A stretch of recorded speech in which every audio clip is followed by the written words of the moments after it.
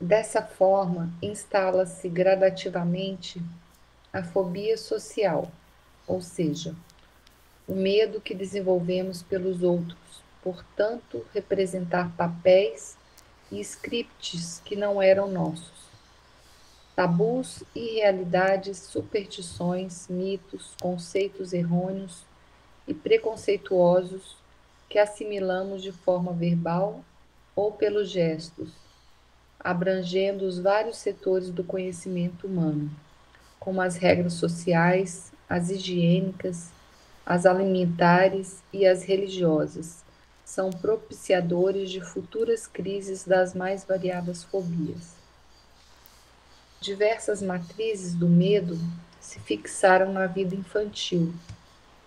Os pais autoritários e rudes estabeleceram um regime educacional duro e implacável, impondo normas ameaçadoras e punitivas. Criaram na mente das crianças a necessidade de mentir e fantasiar constantemente. Dessa maneira, elas passaram a viver de forma que agradassem a todos, numa enorme necessidade de aprovação e numa atmosfera de insegurança. Tais crianças poderão desenvolver no futuro fobias, cujas causas são a doentia preocupação com o desempenho sexual, o exagerado cumprimento de obrigações impostas pela sociedade, uma megalomaníaca atuação profissional, a fanática observância a crenças religiosas perfeccionistas e o procedimento extremista de estar sempre correta em tudo que fala e faz. O cortejo dos fenômenos fóbicos poderá ser oriundo de conflitos herdados das existências passadas, dos sofrimentos expressivos vividos no plano astral e dos assédios de entidades ignorantes, mas a matriz onde tudo sempre se interliga e que deverá ser trabalhada e tratada é a consciência comprometida e limitada dos indivíduos em desajuste mental. O medo será sempre a lente que aumentará o perigo. Segundo a excelência do pensamento de Tito Livio, historiador latino nascido em 59 a.C., quanto menor o medo, tanto menor o perigo.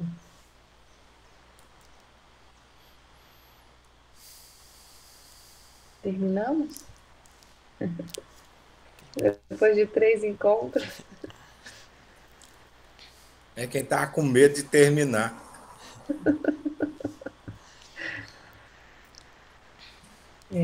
O medo realmente, né, se fala que é dos grandes desajustes aí, né, do nosso caminhar, né?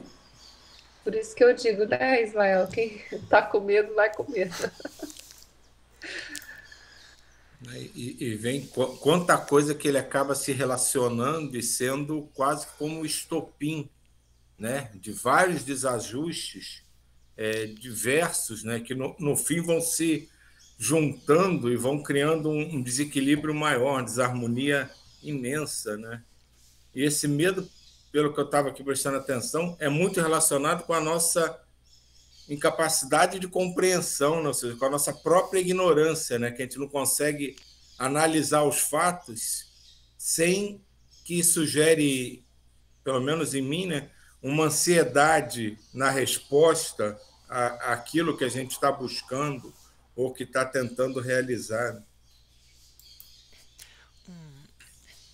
Um ponto que eu achei interessante aqui nessa parte que a gente leu, porque ele estava aqui falando, né, sobre a questão da fobia, que às vezes são criadas pelas matrizes dos nossos pais, né? Então, que acaba que a gente ah, vai recebendo aquelas informações e vai se moldando de maneira, né, que ele até colocou aqui, né, a desenvolver no futuro fobias.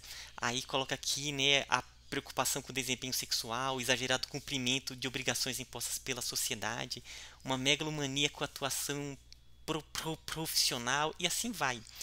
E aí depois no outro parágrafo ele coloca também um aspecto interessante que de certa maneira a gente já traz vivências e predisposições de outras vidas.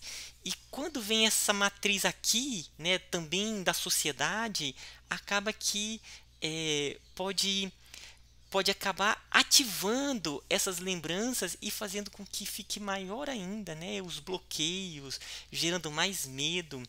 Então, eu acho que são dois pontos, né? Uma é aqui, a nossa vida aqui, o que as experiências que a gente tem dos pais, da sociedade, da família, dos amigos, e também de aspectos que a gente traz do passado, né? Que também são assuntos que vamos ter que trabalhar mais cedo ou mais tarde, né? Ou nessa reencarnação, ou na próxima, e a gente vai trabalhando aos poucos, né? O próprio processo da evolução. Então é isso. Mas nessa parte dos pais, você não acha que essa pressão exercida, que é conhecida por todo ser humano que já foi filho ou se já foi pai, não é justamente uma perpetuação do mesmo processo que eu não entendo, passo por aquilo e levo as mesmas apreensões para o meu filho, porque eu não consegui entender aquilo. Eu carrego em cima dos meus filhos os mesmos medos, as mesmas aspirações errôneas, né, que eu tinha, e como eu não sei resolver isso, eu não consegui compreender, eu jogo tudo para cima dele. E se eles não conseguirem compreender, vai se repetir o processo e isso se mantém até que uma consciência se alargue.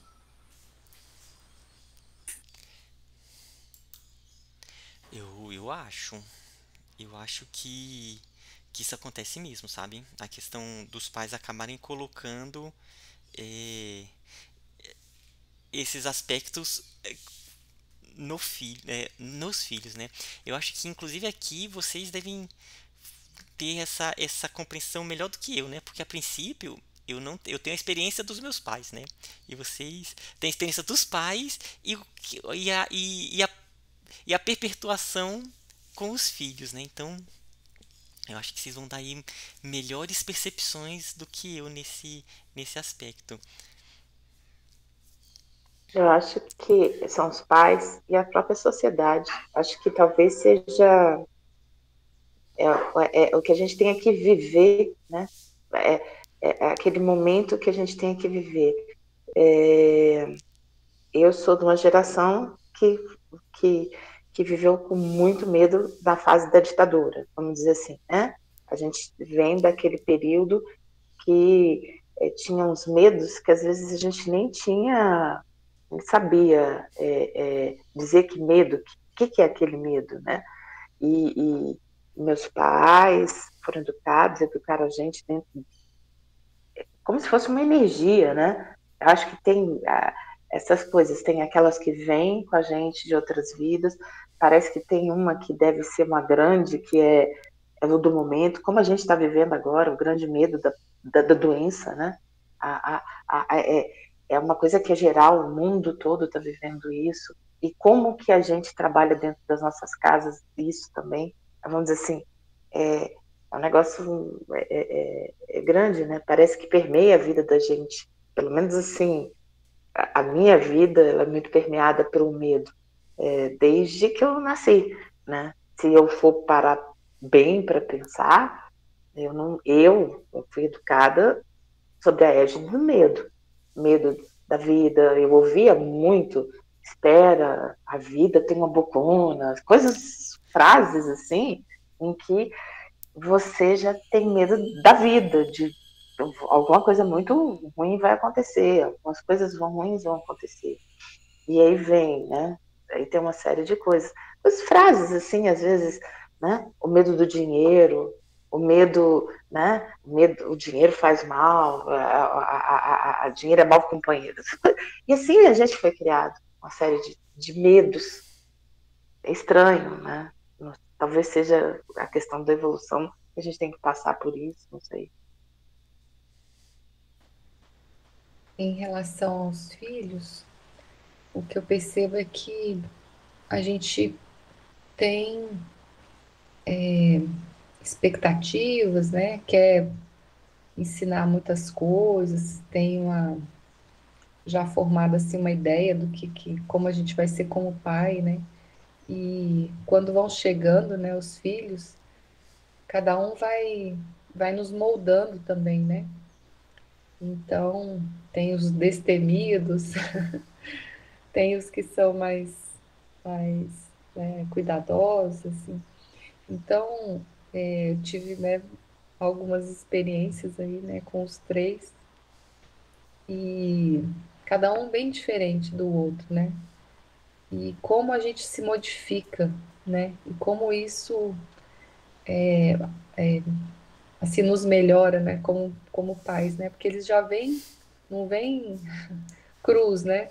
Como uma página em branco para a gente, né? Então, aí, né, espíritos que vêm também para nos ensinar. Então, assim, eu mudei, né?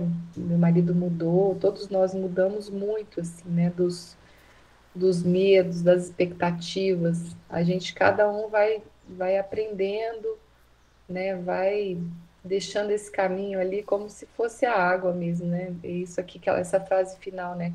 Quanto menor o medo, tanto menor o perigo, né? Então, uma coisa que eu digo para eles é: se vocês vieram, né, nesse momento, é porque vocês dão conta, é porque vocês têm força, né? E a gente vai aplicando isso na vida também, acreditando, né?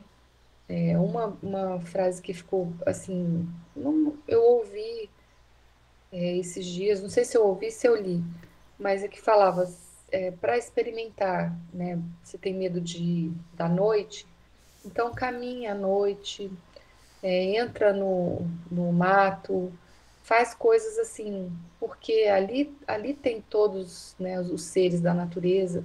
Para a gente que faz essa irradiação de amor, para a gente ir entrando nesse processo, a gente tem que ir vivenciando situações que, né, muitas vezes a gente teve medo e aprendendo a ter essa harmonia com todo a natureza, com a vida, com os filhos, com a família, né? Então é sempre um aprendizado. Para mim, eles estão aí para nos guiar. É muito bonito todo o processo.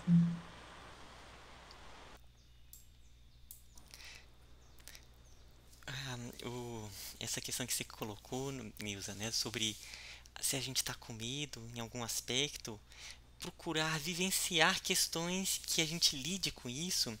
Eu me lembrei uma experiência que foi muito bacana, né? Teve uma vez, na época que eu estava na graduação, eu estava gostando muito de visitar ecovilas. Era algo que eu ia em vários tipos de ecovilas, que eu queria ver as formas de organização daquelas ecovilas. E aí tinha uma que aí eu fui fazer lá era um curso que era de 15 dias que você ficava em imersão naquela comunidade, sabe? Aí eu fiquei responsável por pegar os ovos lá no galinheiro. E aí eu entrava e via aquelas galinhas todas, né, ficavam alvoroçadas e eu tinha que pegar num ponto e eu tinha muito medo, mas um medo de entrar aquelas galinhas, né? Aí o e foi exatamente naquela comunidade que tinha os Kensans, né? Tudo a gente refletia. Aí eu expus, eu tenho muito medo de entrar aqui, né? Essas galinhas ficam todas alvoroçadas e pulam em cima. E aí, junto com o pessoal, a gente foi fazendo ali o Kensan, né? O que era o medo da galinha? Aí no fim das contas, parece simples, mas foi libertador. Que eu descobri que eu não tinha medo das galinhas, né? Eu tinha medo da bicada da galinha.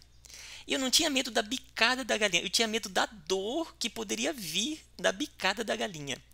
Isso, isso foi tão revelador, parece simples, mas porque aí depois a gente refletiu qual era a intensidade dessa dor, né? E eu percebi que era algo pequeno. E aí depois disso, eu fui e comecei a enfrentar e realmente eu tomei umas bicadinhas e tudo era tão pequeno que eu consegui, né, ficar lá os 15 dias e cumprir lá a minha função, né, de pegar os ovos no galinheiro. Então é um pouco isso, né, a gente enfrentar e ao mesmo tempo refletir sobre as situações, né, sobre a situação, por que o medo? O que é lá na raiz mesmo desse medo? E só para fechar, foi algo que eu coloquei na semana passada sobre né, o que o Silvio colocou, o dos pais e dos filhos, que é o aspecto que ele conta lá no último capítulo do livro um, né, sobre as crianças. E lá o espírito ele coloca acho que foi o Lancelin, aquela foi uma mensagem do Lancelin, que a ligação isso a gente sabe, né, que a ligação energética entre os pais e filhos é muito forte, né? Então, uma grande contribuição que os pais dão é esse aspecto da irradiação, já que a gente está aqui, né, uma irradiação de amor, aonde ative aqueles campos mentais mais elevados, mais sutis que cada ser humano tem e os filhos também têm, né? Então, é um papel que é silencioso, mas é nas matrizes, aonde simplesmente desperta o que há de mais profundo nos filhos, aproveitando essa conexão. Não é que passa informação, não coloca informações e ideias ali para, não, é despertar o que há de sagrado ah, no filho, né, nos filhos. E que quando eu li aquilo, eu procurei fazer muito isso em sala de aula, né, porque é um momento em que os estudantes eles ficam ali durante 2 horas, eles ficam completamente abertos ao que eu estou colocando, né? Então, embora eu esteja falando de física, eu estou ali irradiando uma energia, procurando estar mantendo e aproveitando que estão abertos ali, né, prestando atenção ao que eu estou falando, de certa forma eles estão abertos às minhas energias. Então é algo também que pode colocar uma energia sutil a vibrar em campos mais profundos, trazendo lembranças, informações que sejam boas, né? Então é isso. Esse teu exemplo da galinha foi perfeito, porque é uma coisa que eu sempre coloco em relação ao medo, que o medo só existe por causa da falta de conhecimento, do desconhecido. Ninguém tem medo do que conhece. Todos os medos são relacionados com algo que você não conhece, que não vivenciou. Então, o medo do escuro é porque você não sabe o que vai ter no escuro. O teu medo da galinha é porque você não sabia quanto ia doer se ela te bicasse. E todos os medos são assim. Por isso, eu sempre reforço isso. O medo só é presente enquanto não há o conhecimento. Quando se desenvolve o conhecimento, você para de temer. Porque você já sabe o que é aquilo, as consequências que aquilo apresenta e como aquilo vai progredir dali para frente.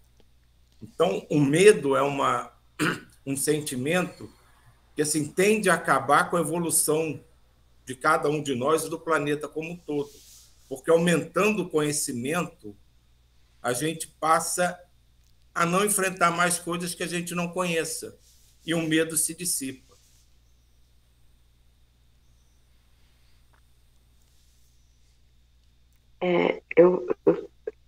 Eu tenho uma coisa assim para perguntar e comentar e falar, né? A gente fala das reuniões, que as reuniões elas vêm sendo preparadas por algum tempo, né? E alguns dias, essa história toda de chuva, essas histórias que a gente vai ouvindo, né? E a gente vai ouvindo, as pessoas perdendo tudo, perdendo os bens materiais, aquelas coisas todas, né? E eu acho que é uma das coisas que me pega, né?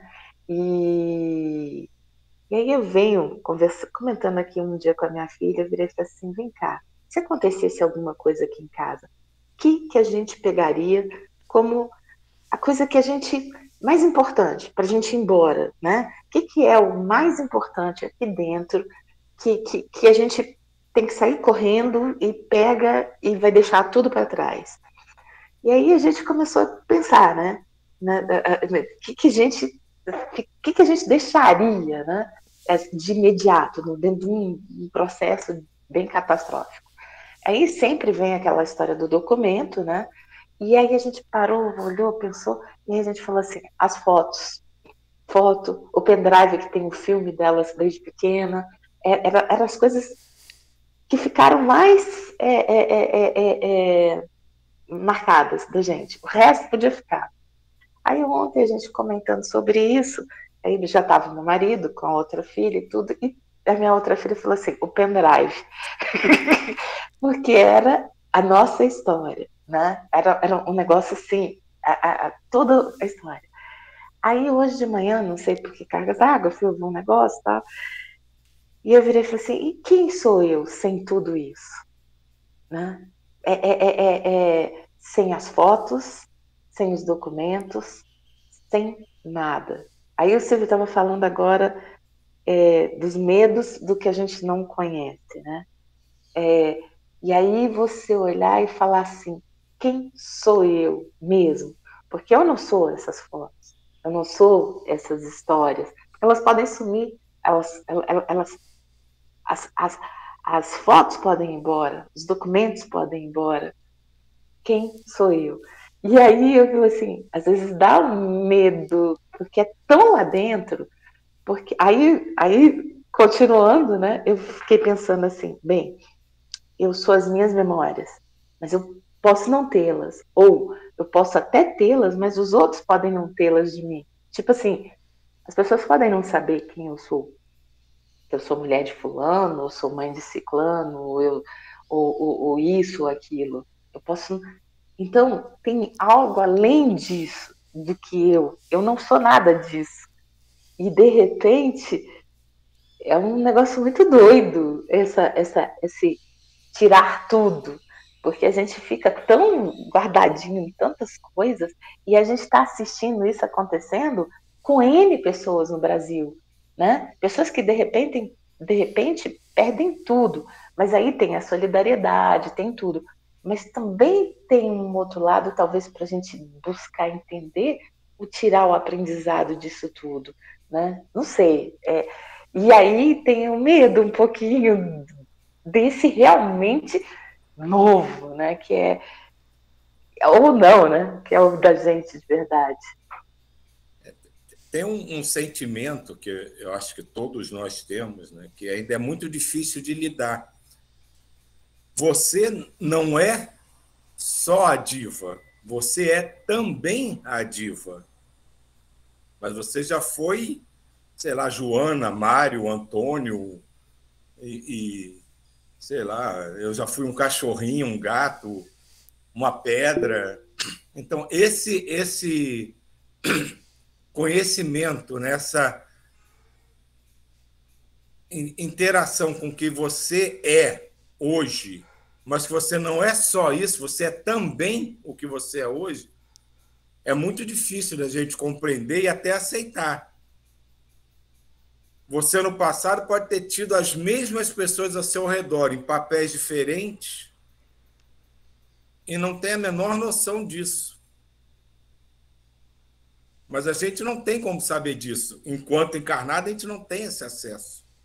Raramente alguém tem esse acesso. Então, acho que o grande problema de tudo isso, desse medo específico que você está falando, é justamente isso. A gente aceitar, não é nem compreender. Compreender a gente até compreende, mas aceitar que eu sou Silvio, mas não sou só o Silvio. Eu sou também o Silvio. Que a Neuza é também a Neuza. Que o Ismael é também o Ismael. Mas que cada um de nós não somos só isso que está aqui. Acho que a grande dificuldade é a gente aceitar isso.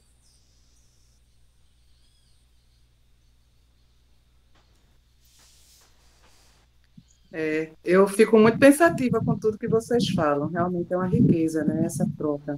Mas fico pensando também, assim, os medos na minha mais tenra idade. Por exemplo, minha irmã falando comigo nesses dias, dizendo assim, como era difícil passear com você. Você tinha medo de polícia. Tipo, com 4 anos, 5 anos, eu tinha muito medo de polícia. Então, de onde é que vem isso, né?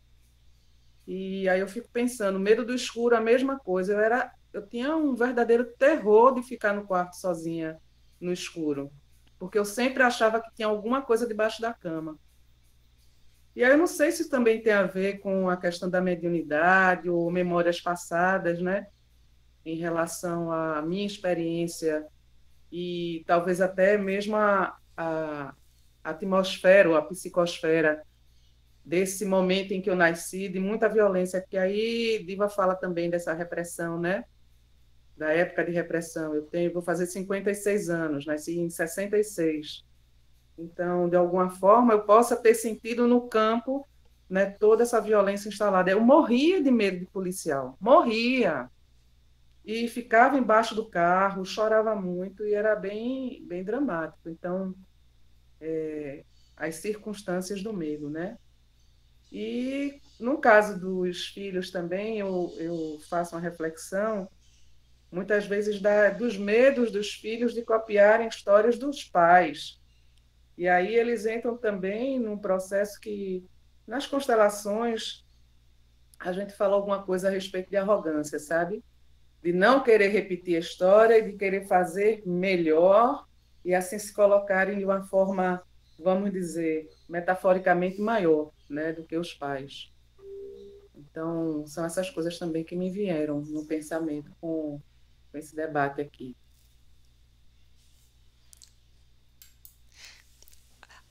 A Elisa e a Neuza, eu acho que também estavam querendo falar. Não, eu só ia falar para a Andrea falar, porque eu tinha percebido que ela. Ah, tá. Ai. E, Ô, Ismael, eu estava refletindo a respeito da questão das fotos e um exercício que eu fiz durante... Minha mãe faleceu, tem uns 3 anos, e nesse processo eu vi todas as lembranças dela nas fotos, né? Compartilhei com os meus irmãos, somos um total de 7. Mas eu vi também que tem algumas fotos ali que, assim, para a gente, além da lembrança que era para ela, a gente não tem nem conhecimento de quem são aquelas pessoas, de que momento foi aquele. E depois disso, eu parei para olhar as minhas próprias fotos, né? Nasci numa época que já tirar fotografia e revelar era mais comum antes da foto digital. E eu fiz esse exercício de ver os momentos que eu já não me reconheço ali, uma história que já passou, de pessoas que eu já não tenho mais vínculo energético, não tenho mais ligação, conexão, e eu joguei fora muita foto. Assim, para mim foi um exercício muito positivo de deixar muitas coisas para trás, porque já fizeram seu papel na minha história, já trouxeram o aprendizado que tinham que trazer, mas que não faz mais parte de mim hoje. E eu, como só tenho uma filha, eu falei assim, não, deixa eu poupar um pouco esse trabalho para minha filha no dia que eu for, porque acho que para ela também não vai fazer muito significado. Então, eu queria compartilhar, porque às vezes a gente guarda muitas coisas e a gente vai acumulando ao longo do tempo, mas quando a gente para refletir, reavaliar, vê que não faz mais muito sentido. É uma história que já está muito desconectado de você mesmo e você deveria você mesmo, né, dar destinação para aquelas lembranças, aquelas memórias.